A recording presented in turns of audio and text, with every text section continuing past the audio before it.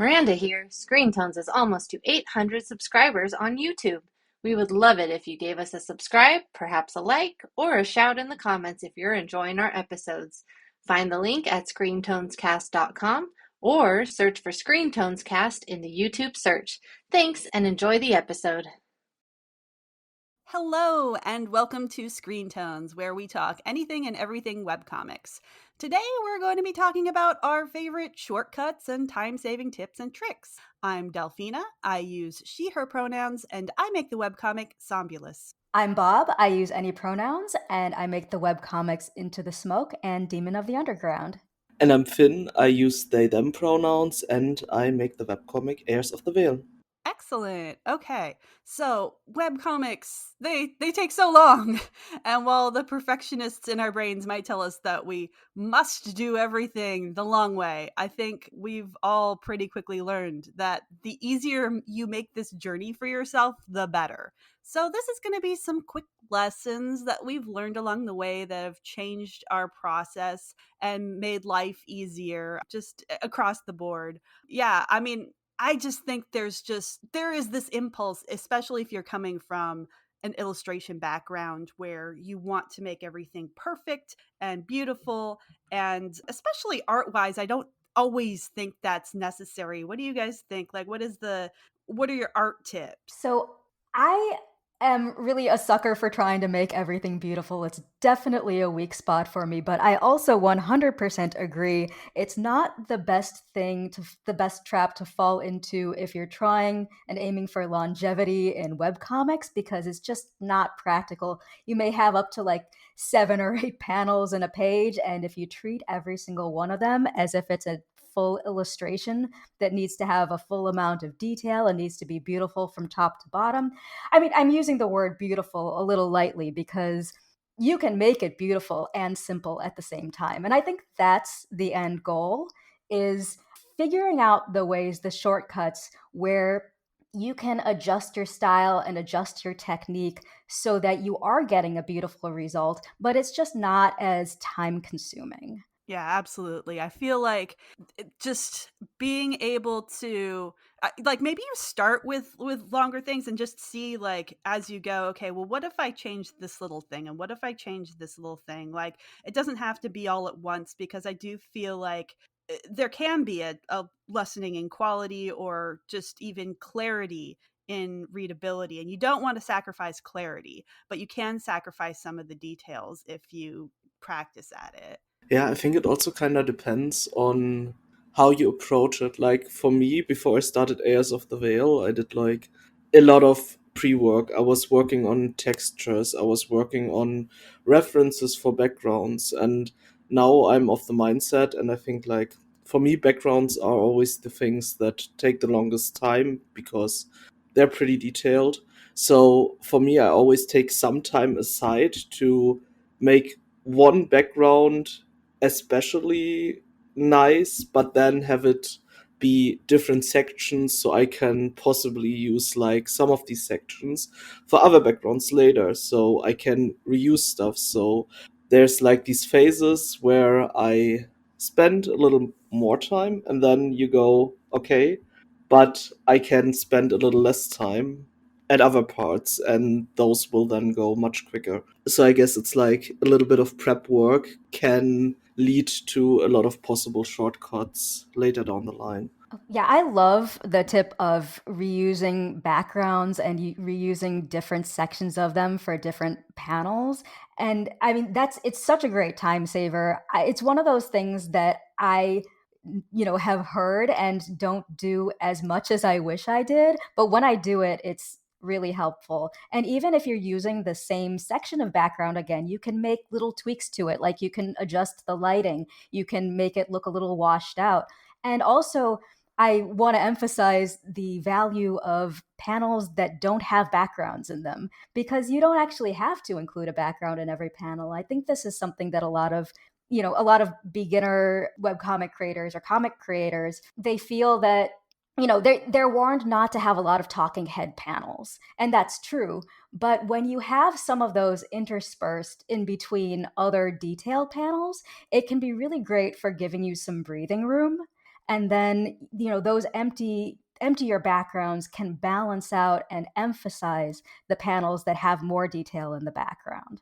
So that's like one of the little tricks that I like to do. And the bonus is that it also saves time. Yeah, 100%, because I feel like the clarity, it's about clarity for me, because I feel like you can go overboard on lots of different panels and lots of different backgrounds, but if it's a quieter moment, or if you're trying to draw emphasis to the emotional reaction of a character, lighter backgrounds and a lighter touch with that will actually be more effective than trying to put a lot of stuff in there, because the reader will see this very busy background and they won't really know what to focus on necessarily. They won't know if they're supposed to be focusing on all the little details in the back or the character. So establishing shots, those kinds of things where you're trying to give the reader a sense of environment, a sense of place, for sure, that's when you go heavier on the backgrounds. But then there is the benefit of, it's going to save you time, and it's also going to be a better result if you pull back on the backgrounds a little more. And I know one of the problems I kind of have sometimes is that if I'm trying to reuse a background that I've already drawn, sometimes the line weight is a little different between panels. So sometimes I have a little bit of trouble like reusing the exact same background art in a lot of different panels. But what I found that I can do is I can still copy the art that I've done. I can retrace it. Basically, I can throw it in the background of the thing and I can retrace what I've already drawn, and it'll be a little bit different by virtue of the fact that I'm just tracing it again with the line weight that I'm using for that current panel. But I don't have to rethink about every single thing that I'm drawing, because I'm just tracing, and that goes a little quicker for me. Yeah, that's something that I like to do a lot, even with character art, not even just with backgrounds, where if a character is in the same position in the next panel, it's really handy to just be able to duplicate the pencils and just re-ink. Or, just duplicate the inks and make a few minor changes. I do also want to mention a few quick fixes for those. You mentioned when the line art is too heavy. I know Clip Studio has some features that let you edit the line weight of an existing image, and actually Photoshop does too. If you go into filters, maximize and minimize, as long as your line art is black, those two features, they're not as fine tuned as Clip Studios, but you can actually bump up and bump down your line art with those little filters. So Oh that my might also speed gosh. things up. Oh, you're But right. yeah. Oh my gosh, this is so cool. Oh, I'm gonna have to use this. We're learning today.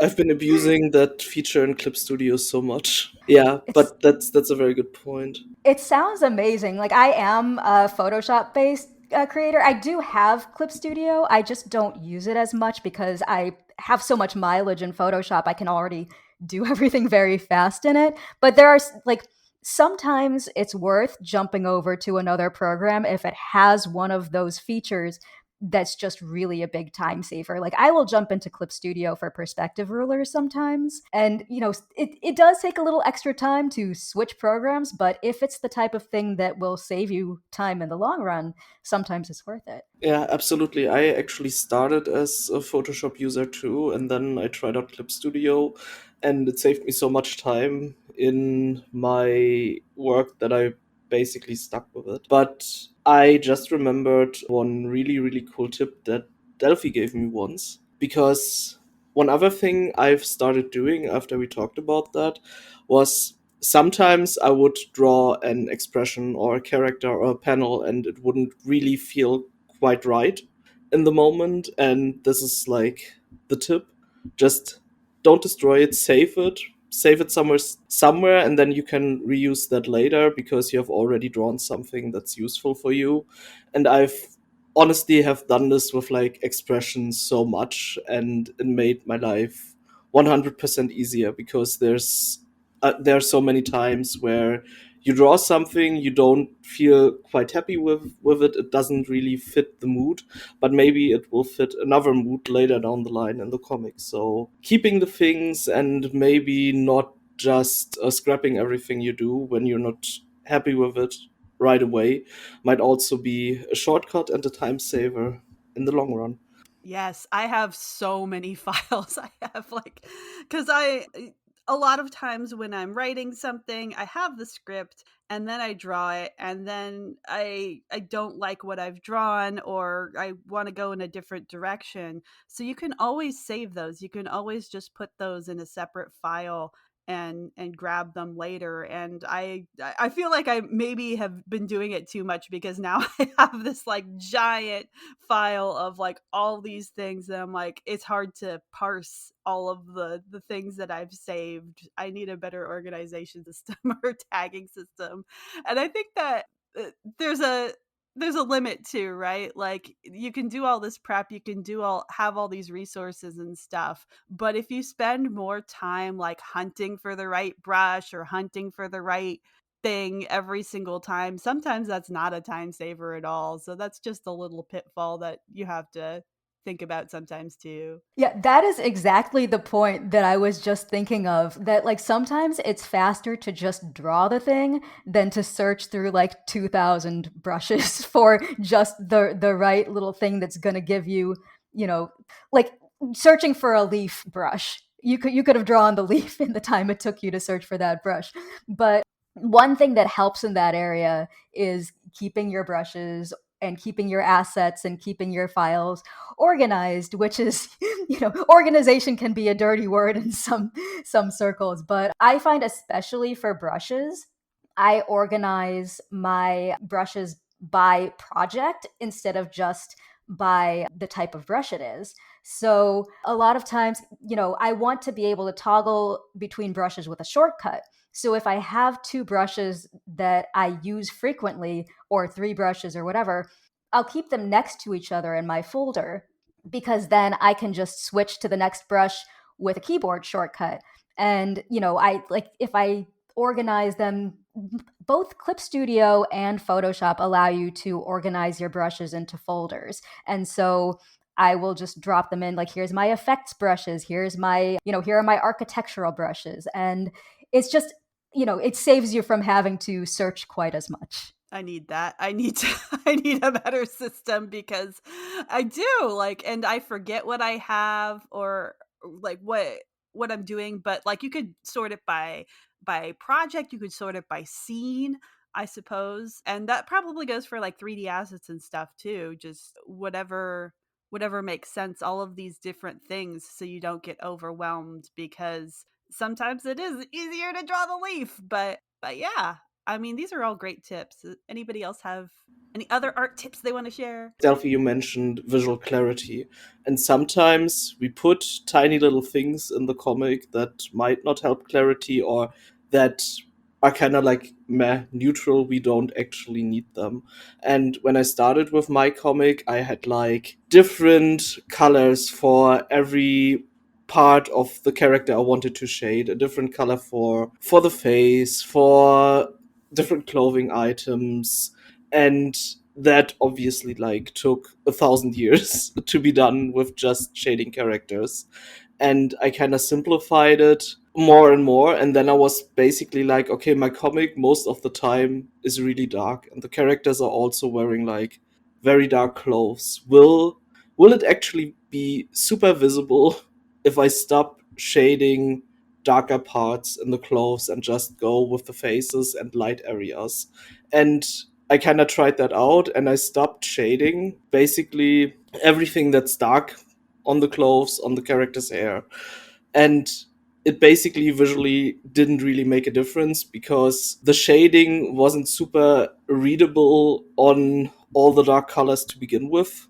So that saved a lot of time, and it didn't really impact the look or the style of the comic.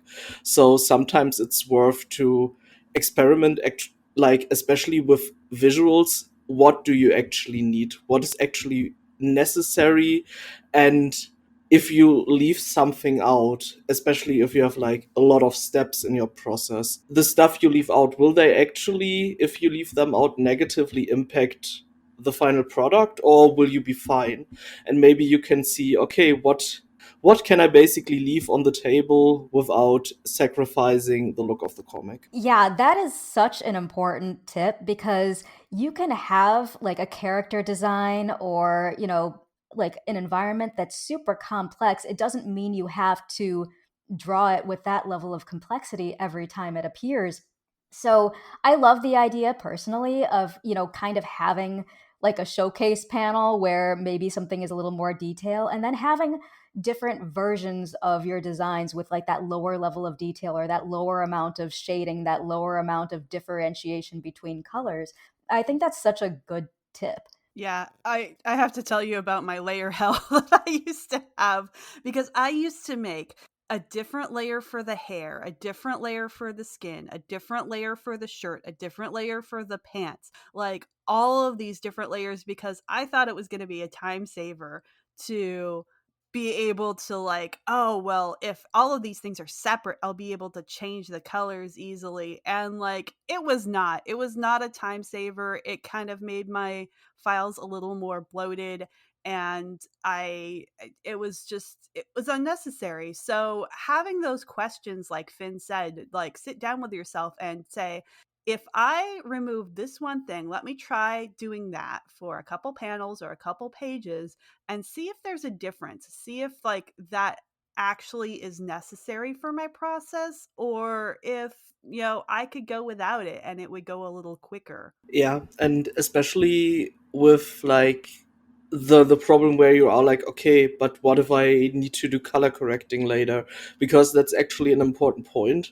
And for me, I found out if my flat colors are like solid enough, then I can just basically select the color I want to edit maybe, and then put an overlay, no, not an overlay layer, a correction layer on top of it and adjust the color in the way that I want. And I think my ultimate time saver in that regard is like gradient maps, because just color correcting at the end and being able to tweak the colors and have it look nice and cohesive without actually having to go back in and take a lot of time to edit the colors is great, and I love it. And I'm so happy for having discovered gradient maps in 2016. Oh my god, I love gradient maps so much. I want to marry gradient maps. Like one of my hacks that I love is that I will usually just do my backgrounds. Even in my full color comic, I'll do my backgrounds in grayscale and then just do a gradient map for them to color them. It's so quick. And actually, on that subject, I wanted, while we're talking about shortcuts, I wanted to bring up literal shortcuts like keyboard shortcuts because I've actually, you know, created an automatic action. Like in Photoshop and Clip Studio, you can record yourself doing various functions and then replay it. So it's like called an action or an auto action. So I have recorded myself doing a lot of stuff, but just as an example, creating a gradient map and setting the layer mode to color. And I have bound that to a keyboard shortcut. So now I can just create so many gradient maps whenever I want just with a keyboard shortcut. And so, yeah, the moral to this story is that you can create custom shortcuts. You can, apply them to whatever it is that you do the most frequently, or just record an auto action. You can customize shortcuts. Like for me, one of my traps was I was always accidentally hitting the Z button because I was doing Command Z, Control Z. And so I kept accidentally switching to the zoom tool. So I just disabled Z as the zoom tool. And now that doesn't derail me anymore. So yeah, I love customizing shortcuts. I love recording automatic actions. These are all just very like kind of practical admin stuff that can, I use them to set up my layer templates. So I create my inks layer, I create my pencil layer, I create my shading layers all through automatic actions. Actions are so good. Yeah, I also use them when I'm resizing the page because I don't like to put the full resolution art on my website because it's slower to load and it's not necessary. So you can also set yourself to say, okay, save a copy of this, whatever this file is, at 72 dpi at these dimensions, and then you don't have to do that like ever again. You just push the save button and it does it. And same for print resolution things when you're setting up things for books. Actions are so much time savers, especially if you're making a lot of changes throughout your archive. I love that. I'm like been meaning to get into auto actions. I have like a few set up with gradient maps, but I didn't know that you can just have like basically an auto action to save as in a certain size. Like I always feel it's so slow to like save every page individually for web. So that's really cool. I really need to do that. It's so good. Yeah. Like especially if you work in batches, because I know some people like they don't work one page at a time. They'll do like a whole section of pages and then save them all out and get them together. So I recommend it for sure. Yeah, I'm a batch person, and it is a big help to do it that way. I mean, on that note, like batches as a concept is a time saver for some people. I don't work that way, so you're gonna have to tell me about that. I could tell you about that. I mean, well, one of the biggest things for me that I struggle with is that I get very rusty with my pencils. So if if I do them in batches, then, by the time I'm on page 2, I'm not rusty anymore. And so then, I start getting into the zone and getting like the flow and all of that stuff. And then by the time I'm sick of it, I can be like, okay, now time for inks, and I can do all the inks at a time. And actually, for colors, I will simultaneously color like an entire background or like an entire scene's worth of backgrounds all at once. So I'll have like I do vertical scroll, I should mention that for my newest comic. So the files are very narrow and I have them split up so I can see the entire scene very easily. And I'll just go across all the open files and like just do all the backgrounds at once and then like do all the color harmonizing at once. And it is a really handy way to just kind of do things assembly line style. And this is just really a matter of, does it work for your brain? Like, does it make your brain happy? Because, if it doesn't, then it's not a valid shortcut. But if it does, I mean, I personally love batches. Yeah, I think some brains just need like the immediate validation of having something done, and some people get, I think, anxious if they have like so many to dos, so to speak, even though it is a full batch. But personally, I also like working in batches. It just comes more naturally to me than just working one page at a time. But my process there is like super simple. I sketch a ton, and then I ink a ton, and then I color everything.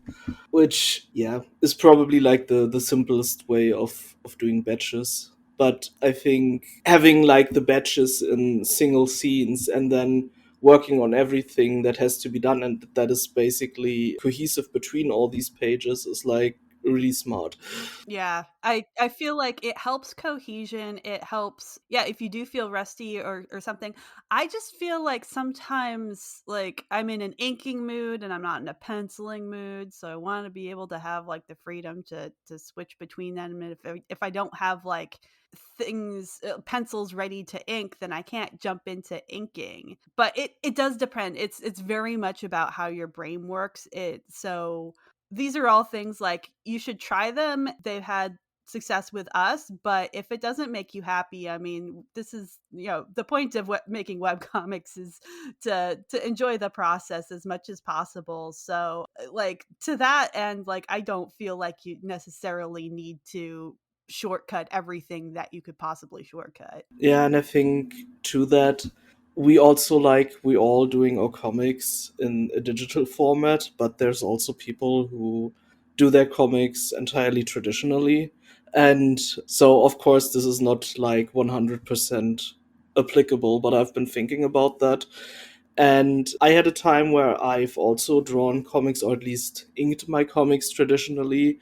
And what saved me a bunch of time was the first thing was drawing with like these colored pencils in like blue and pink, which you can just like if you scan your pages, which you can just like remove the colors after you've inked it, so you don't have to like use the eraser. And then later on, I turned to a light board, so I could just do my sketches and then trace them, and does that saved like a ton of time because I was also able to basically then trace backgrounds or details of backgrounds So even if you work like traditionally and you don't have like digital shortcuts, there's also a ton of shortcuts that you can use with working traditionally. Like also whiteout, like tons of whiteout.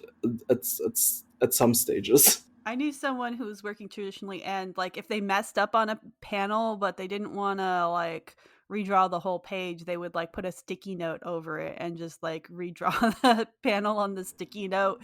So like you can correct that digitally once you scan it in to put it on the web. So that's always an option. But I do feel like batches, again, like they're gonna come in super handy if you're working traditionally, because you don't want to get out like different tools every single time. It's not a matter of just pushing a different button. So being able to do all your inks at once or do all your pencils or at once and stuff is probably going to be even more applicable if you're working traditionally. Yeah, I was basically like batches was my entire life when I worked traditionally. And when I like messed up a panel, I would get a piece of paper, I would redraw the panel on that piece of paper, and then I would like cut it out and just glue it onto the page. So, and in most cases, if you like, you can basically get rid of everything that makes it look weird then digitally. Yeah, so basically everything works even if you don't want to edit a ton digitally afterwards. I just love hearing about traditional comics workflows. I have never done a traditional comic. My first comic, I started out, I did pencils in batches traditionally, but every other part of it was digital. So this is just such a cool thing to hear about, all of these like little tricks. Yeah, it's fun. I don't know that I would do it again, but there was a time before I had very good drawing software, so we have a lot more good digital options now than maybe we did before, and that has made a difference for me. That is definitely true. Yeah. Any other art tips or I think I covered mine. Yeah, same. okay. What about writing? Does anybody have any writing tips for the writers out there? Okay, yeah, I have a few. I don't have anywhere near as many writing tips as I do art tips because, for me, at least by nature, the writing is so much faster for me than the art. So I haven't felt as much a need to shorten it or take shortcuts. But one area where I really do take shortcuts is in the way I format my script. So I don't work with an editor at the script stage. I usually only get outside feedback at the thumbnail stage. And so my scripts are for my eyes only. And when something is for your eyes only, you can be as sloppy with it as you want. I don't even type my characters' full names. I just put in the first letter of their name because who cares? It's just for me. I know who B is, I know who A is. You don't have to write out full length panel descriptions if you're writing just for yourself. You don't have to even number your pages if you're going to figure that out at thumbnail stage. So I just say, don't put too much pressure on yourself to make your script beautiful and perfect if the people who are seeing it don't need it beautiful and perfect. Yeah, I think this was a real problem for me starting out because I felt like there must be a right way to do things. There must be a proper way to format your scripts that is the good and best way to do this. And that's not true. That's really not true, especially if you're a solo creator.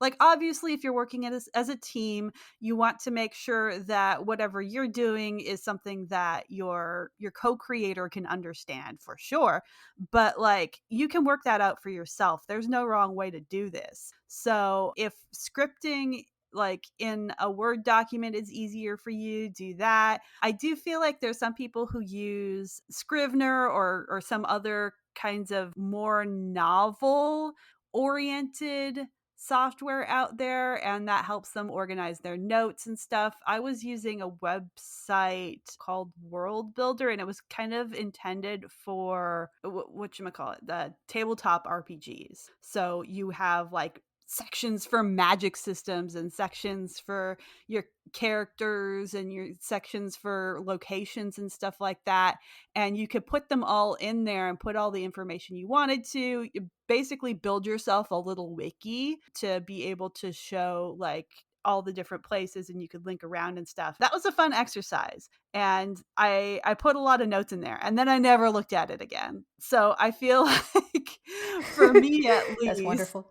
yeah, for me at least, it was not long term helpful. And I feel like, especially with world building, some of us won't even start our comics until we have like everything sorted out, from the currency system to the magic system to every point on the map. And that's not necessary. Like, that's my biggest, like, writing thing. Like, just don't go overboard with the world building if you haven't even started one page of comic. You don't need it yet. You'll have the opportunity to come up with this stuff as you go, but sometimes it can be a very big time sink that I see people fall into. Yeah, I think like if your main points are cohesive, you can just add a little bit of flavor later on. You were actually reminding me of, and like it hurts to say that, but 15 years ago, I was using a software for screenwriters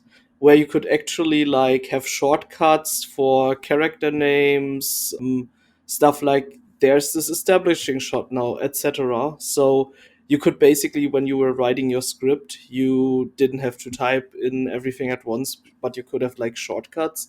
But for the life of me, I cannot remember how the thing was called because I've lost it and then I forgot what it was. But I think like one of my main tips for writing, especially for the script writing, is like don't be scared to just, if you get stuck in the scripting process, be like, and then this thing happens, and then you move on to the next scene, and later on when your brain works a little bit more properly again, or you had some time to think it over, or another scene might have like triggered the right course of action in the prior scene, you can always go back and then fill in that blank.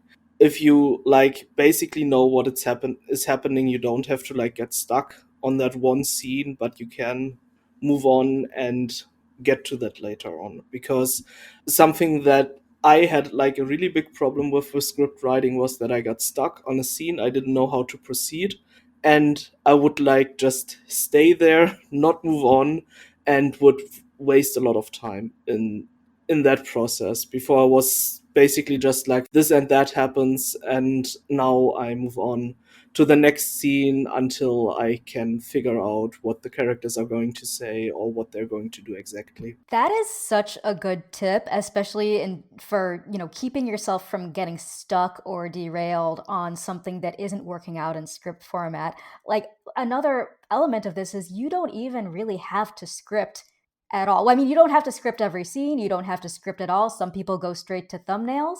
For me, I find it really a lot easier to just go straight to thumbnails for action scenes. I find them really difficult to script. So I will just forego the script entirely for those. And like I kind of call it improvising, but I am a heavy scripter, and so it took me a long time to give myself permission to do that. And once I did, I was like, oh my God, this is so much easier. One thing I do like though, even if I do have to, if I improvise something and go straight to thumbnails with it, I do still like to go back and type out the dialogue in a word processor or some sort of program that has an actual good spell check and auto formatting, because that will help you when you're putting it into your final files and doing your lettering. Yeah, 100%. Just adjust the process to make sure that like, if it's hard to script certain things, if it's very much visual, because I think we're all visual creators if you're drawing the comic. And so if you think better visually, sometimes it just is easier to like scribble out even a rough idea of what's going to happen, and then you can work from there. I know Thane isn't on the episode, but Thane has like all notebooks and notebooks of all of this stuff, and I don't think she actually scripts things. I think it's just all thumbnails, all like rough dialogue in there, and that works. So like if it works, just go for it. Yeah, 100%. And I will say, like, I am typically someone who likes to write everything out in advance. But, it's about flexibility. It's about, doing what works right for you. And on that note of writing things out, one thing that helps me a lot with just story development is that I just keep a little text document, and whenever a notion comes to me, like I might be in the shower and like just hear a dialogue back and forth between some of my characters. And then so like once I dry off, I'm like, okay, I gotta drop that dialogue into my text document. And it's great because then I can reference it back later and I don't have to try so hard to remember every little thing. And yeah, I recommend taking little notes just throughout your day. Do it. You don't have to have a fancy program. Like some people just do note cards. I just do a text document. You can do it on your phone. Just and worry about organizing it later. Yeah, I think that's like really great advice. This goes like as well if you do not write your script or you're like a more visual person, because something that I've been doing is sometimes I get like ideas for scenes or for a moment in the comic, and then I try to like sketch it out like as rough as possible, because it's easier for me if I have like the visual, and if like I get this picture like flashing in my brain, I'm like, okay, I need to put it down now. And I had so many moments in the comic process where I then went back to the thing I had already done and could basically reference it or just put it in the comic, because I knew the scene would happen at some point, and I saved myself a lot of time by making a little doodle, or as you said, making some notes for these scenes right when they basically came to me and inspiration was fresh. One thing for me too, because I have a comic and it's over 1,000 pages and I forget what I've done before. And sometimes that can hold me up because I have to make the story continuous. I don't want to contradict myself or something like that. So what I've been doing too is I go into Adobe Bridge, which is a thing that I used to open by mistake in Photoshop because it Same.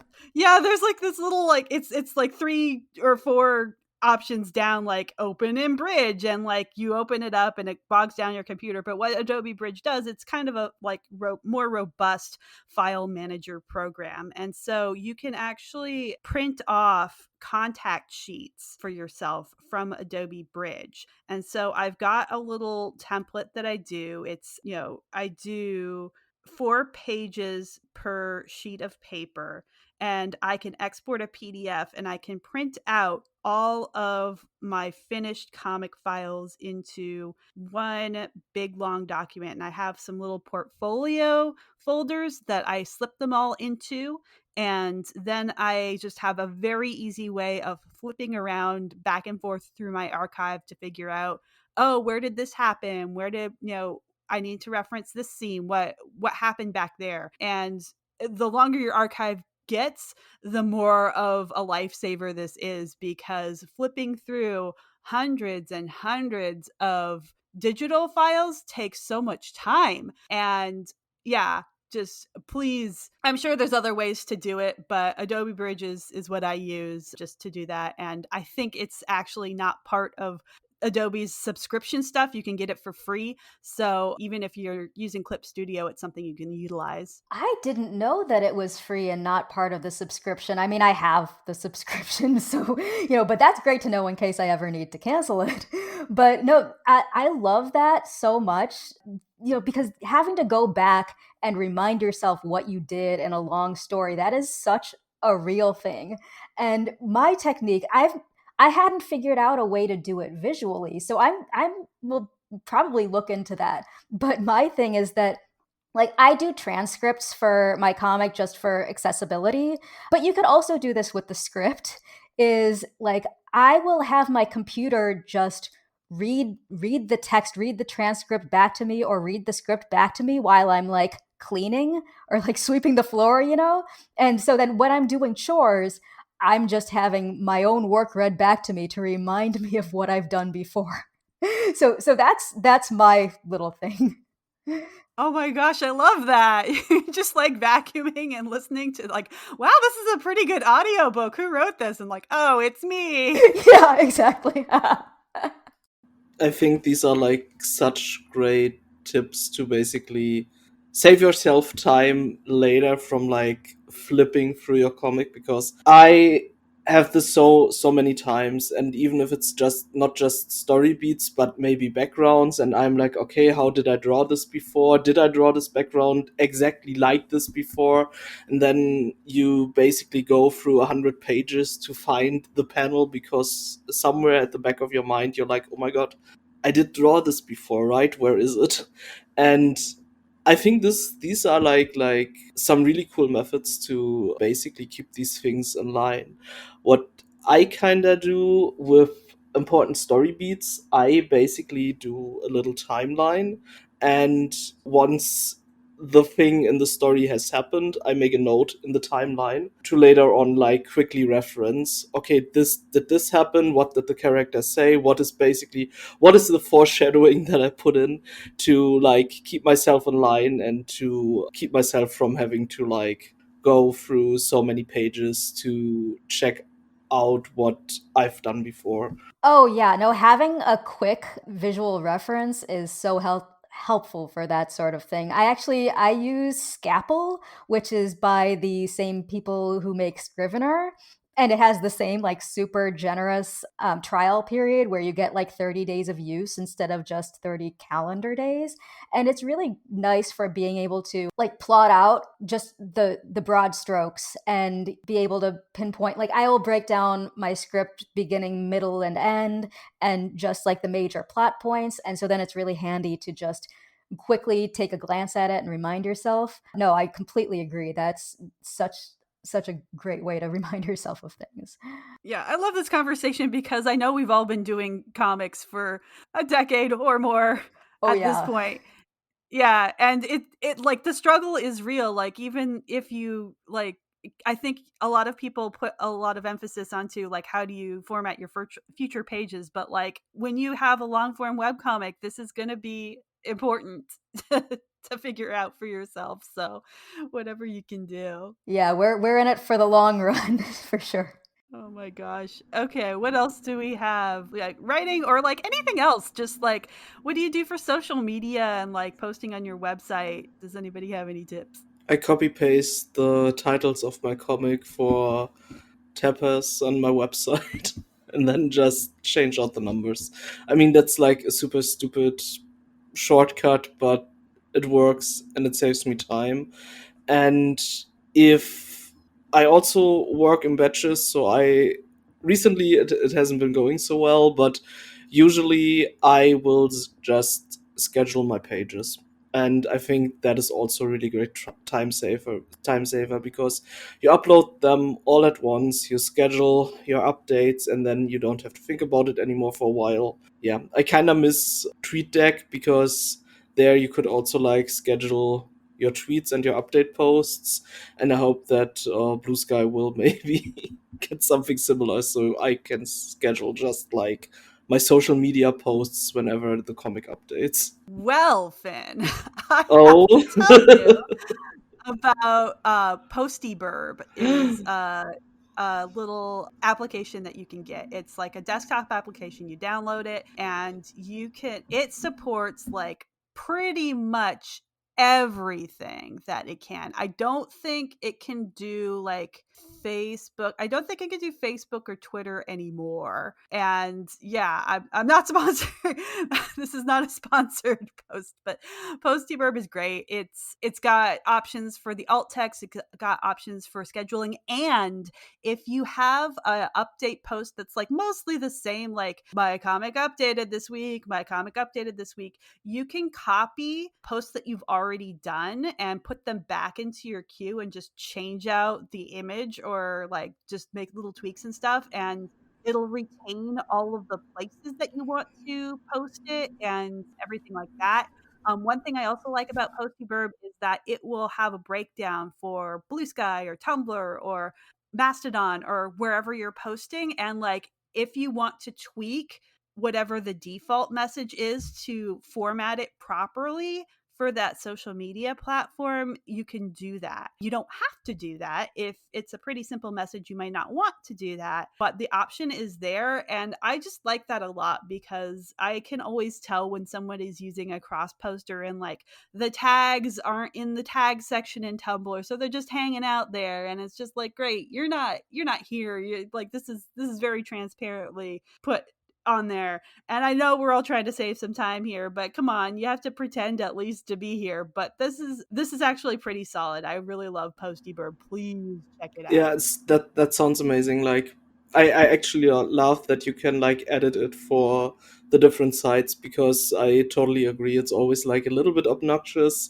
when you have like this reposter and you basically know, okay, this was originally an Instagram post or whatever. Oh, but it's so true though. That's the thing. And the other thing is, aside from it just being a little tacky, is it's not effective. And the point is, why are we even posting on social media? It's like the only reason for it is, I mean, if when you're posting your art is because you want your post to reach people. And if your hashtags aren't in the hashtag section, it's not gonna help you. So that sounds like a really, really handy program. And I'm gonna have to look into that, because I am a big fan of scheduling things, but I've never actually used a scheduler for social media. Like, I will just go in manually and schedule my posts for every platform that allows me to schedule in advance, and then I have to post live on the other sites, and it's a hassle. And I mean, yeah, so I'm definitely looking into that. I mean, I will say, for just queuing my episodes on my home site and then on like Webtoon and Tapas, like those I will schedule in advance, and I have a checklist for like every part of the page that I need to address, like make sure that I have, you know, my news section covered, make sure that I'm covering like my latest Patreon extras, make sure that I'm mentioning everything I need to mention.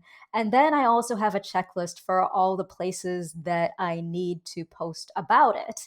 And I will, you know, keep a list of hashtags in my file. This is a little bit, it's not quite analog. It's not as fancy as Postybird, which also has an awesome name, I have to say. But, you know, if you are not quite ready to dive into a scheduler, it's maybe a nice kind of in between way to manage your social media. And you know, again, same thing with writing notes for my script. If I have an idea for a promo post that, you know, is kind of maybe in between episodes, or if I just have an idea for what I want to say, I'll just drop that in a notes doc too. So I have a list of potential social media posts I can make, and then, you know, I don't have to be as fresh on the day that I write it up and post it, because I can just refer to my old notes. Yeah, I think like the entirety, especially with like the marketing on social media, also like opens up a really interesting point, because sometimes like, I mean, we do not judge shortcuts in this household, but sometimes shortcuts can also be like kind of bad. Like, if we don't think about, for example, the repost that we're using, and it's just basically formats everything like an Instagram post or a Facebook post, then it will probably not look very good on other sites, and people will be less inclined to check out your comic. And I mean, it also depends on the person, but I'm also, when it comes to shortcuts in general, what we see a lot, especially in like webtoons, for example, the 3D models. And I'm not opposed to 3D models. I also like use them as reference points, but sometimes it can be like kind of jarring to just have the 3D model plopped into the scene, and it's so obvious. So I don't want to call that a bad shortcut, but I think you have to think about, does the shortcut you're using hurt the way your comic reads or your comic looks? Because another shortcut, for example, could be that you're basically not proofreading your script anymore because it takes time.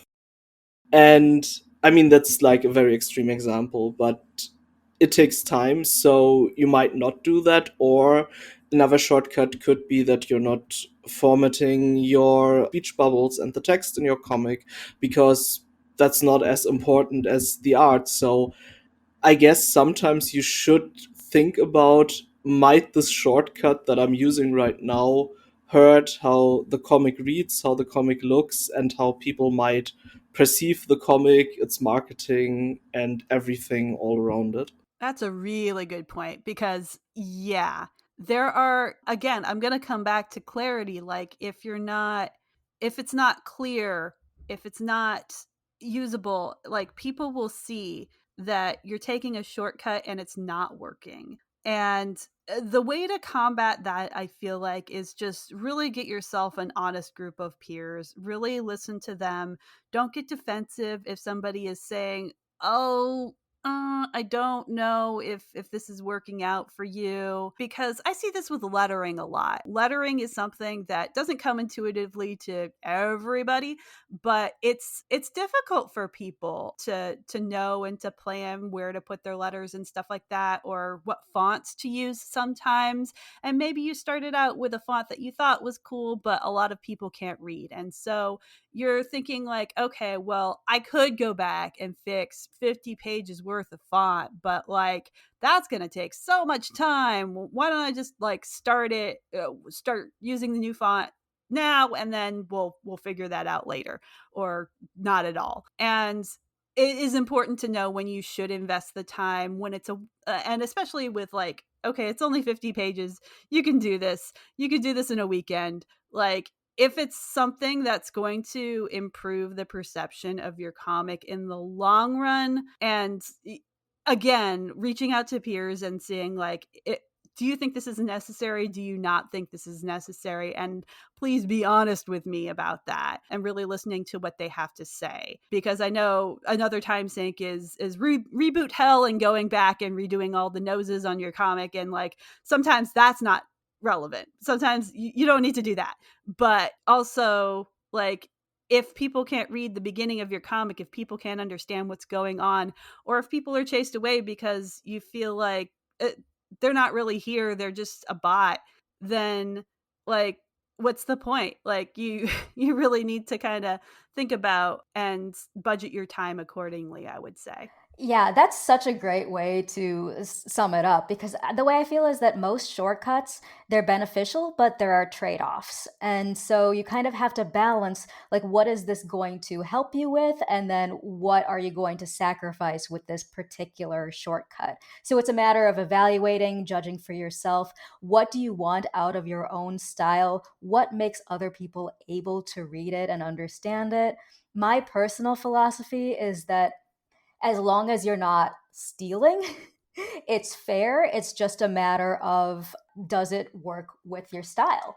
And, so yeah, use a 3D model if it's something that you bought or is a public domain or a Creative Commons. Just, make it look good with your comic. And yeah, it all comes down to what's going to give you the longevity and what's going to make you be able to feel pride in your work in the end. Like, the way I look at it basically is, prioritize the parts that carry like your unique creative fingerprint, prioritize the parts that bring you joy, streamline the parts you hate, indulge in the parts you love.